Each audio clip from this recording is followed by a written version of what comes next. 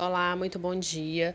Cá estamos novamente para fazer agora a resolução, a explicação das 5 questões de geografia que vocês responderam no último questionário, tá?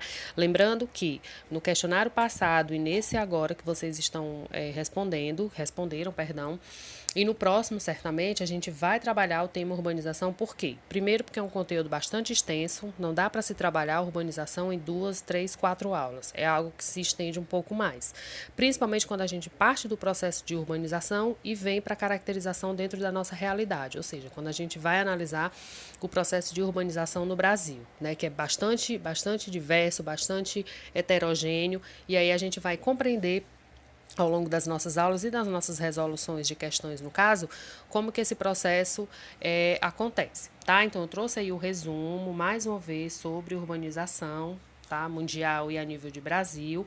Trouxe um link aí do resumo, né? Trouxe um vídeo e partimos para a análise das 5 questões. Na primeira, ele já traz essa relação do espaço brasileiro, tá? E do espaço mundial, onde a gente vai fazer a relação desse processo de urbanização no mundo e no Brasil, tá? E aí ele pede para colocar, ele traz o processo de urbanização como característica negativa, por exemplo, a pobreza, a fome, o aquecimento global, o desemprego, a má distribuição de renda, tá? A discriminação da mulher também, que é um ponto muito característico dentro desse processo, e ele pede para analisar o item errado, tá? Então a gente tem claramente, meninos, o item D como item errado, certo?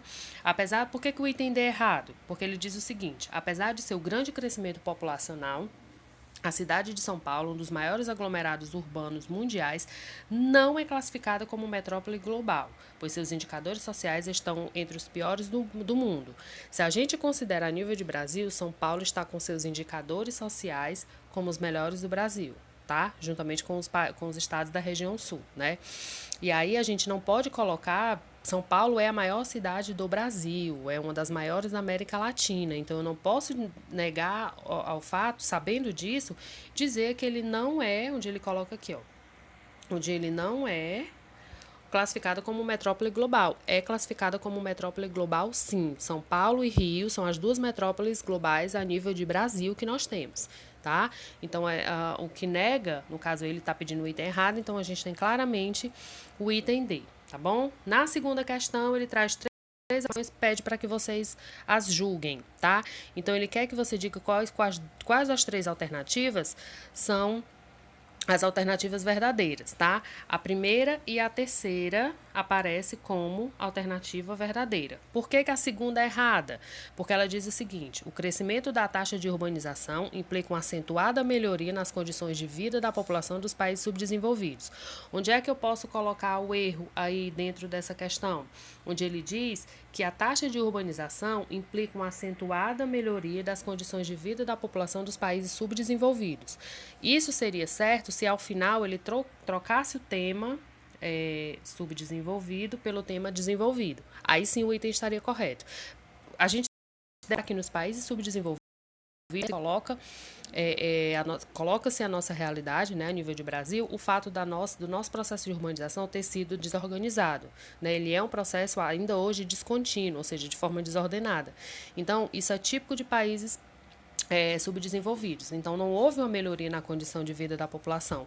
Quanto mais a população cresce, quanto mais o determinado espaço se urbaniza, em países subdesenvolvidos, mais a gente vai ter desemprego, mais a gente vai ter população marginalizada, mais a gente vai ter todos os problemas sociais de uma forma mais acentuada, de uma forma mais agravada. Tá? Então, isso, o item 2, ele é caracterizado como errado, então o item correto é apenas a primeira e a terceira questão como item certo, tá bom? A terceira questão, outro ponto, dentro do contexto do conceito, de metrópole, né? Dentre as características da metrópole, qual é a errada? O que eu não posso caracterizar dentro do conceito de metrópole? É o fato de formar uma mancha urbana de densidade demográfica homogênea. Errado. Essa essa densidade demográfica, ou seja, a quantidade de habitantes por quilômetro quadrado, ela ocorre de forma heterogênea. Basta a gente parar para analisar a situação do Brasil, por exemplo. Se você pegar o mapa do Brasil e colocar as manchas urbanas, onde é mais urbanizado, a gente vai ter todo o litoral pontuado, enquanto que o interior do Brasil, no sentido oeste, né, no sentido como quem vai para o Chile, como quem vai para a Bolívia, a gente vê toda um verdadeiro vazio demográfico. Existem até dois termos muito usados dentro da geografia, que são chamados formigueiros urbanos, né, aquelas áreas que são mais ocupadas, e vazios demográficos. Se eu considero, por exemplo, o estado de São Paulo e o estado do Amazonas. O estado de São Paulo vai estar todo mundo ali juntinho, próximo, núcleos urbanos bastante formados e consolidados. Se eu considero, por exemplo, o estado do Amazonas, onde é que eu vou ter a maior concentração de pessoas? Na cidade de Manaus. Enquanto que as outras cidades do estado vão considerar uma quantidade baixíssima de habitantes por quilômetro quadrado. Isso se eu considero a densidade demográfica. Se eu considero a população absoluta, esse número tende a ser relativo também, tá?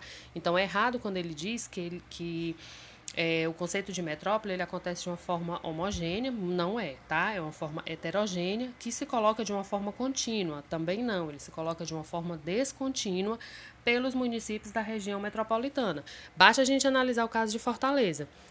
Fortaleza cresce, né, a olhos claramente, assim, né? E aí eu posso dizer, por exemplo, que o processo de urbanização em Fortaleza é o mesmo do Eusébio, né? Eu posso dizer que o processo de formato de urbanização de Fortaleza é o mesmo da Caucaia? Tudo isso é região metropolitana, né? Mas são processos caracterizados de forma descontínua, tá? A quarta questão também ele vai trazer a questão da hierarquia urbana, tá? E ele diz que dentro dessa perspectiva, né, desse contexto, há a concepção de metrópole regional, né? O que é o conceito de metrópole regional? É o fato de abranger extensas regiões com influência que ultrapassam o limite estadual.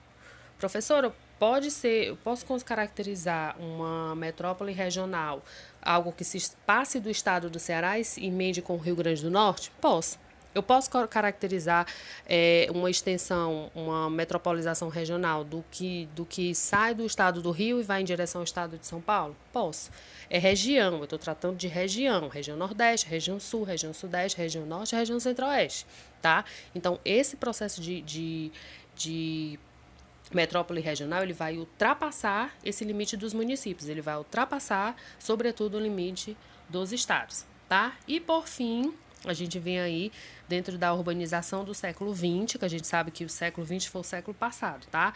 Foi onde iniciou-se esse processo de urbanização no mundo todo, né? A urbanização está muito diretamente ligada à Revolução Industrial, acontecida no século XVIII na Inglaterra e, posteriormente, no mundo todo. Então, ele pede para você dizer a respeito das metrópoles modernas brasileiras, o que a gente pode afirmar sobre elas? Que são configurações dinâmicas, tá? Que levam seus limites além do núcleo municipal de origem e vai formar verdadeiras aglomerações multimunicipais. Isso é o conceito de metrópole. Fortaleza e sua região metropolitana. Quando eu me refiro a isso, eu estou me referindo a quê? A Fortaleza, a Caucaia, a Aquiraz, Eusébio, Pindoretama, Cascavel, São Gonçalo do Amarante, Pacajus, Horizonte, Chorozinho, tá?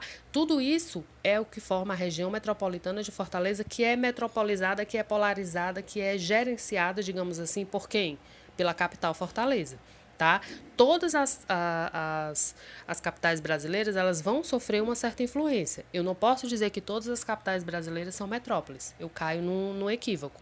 Palmas, por exemplo, que é a capital do Tocantins, é uma região metropolitana? Não, não é. Ela não atende aos critérios para se caracterizar como uma região metropolitana, tá bom?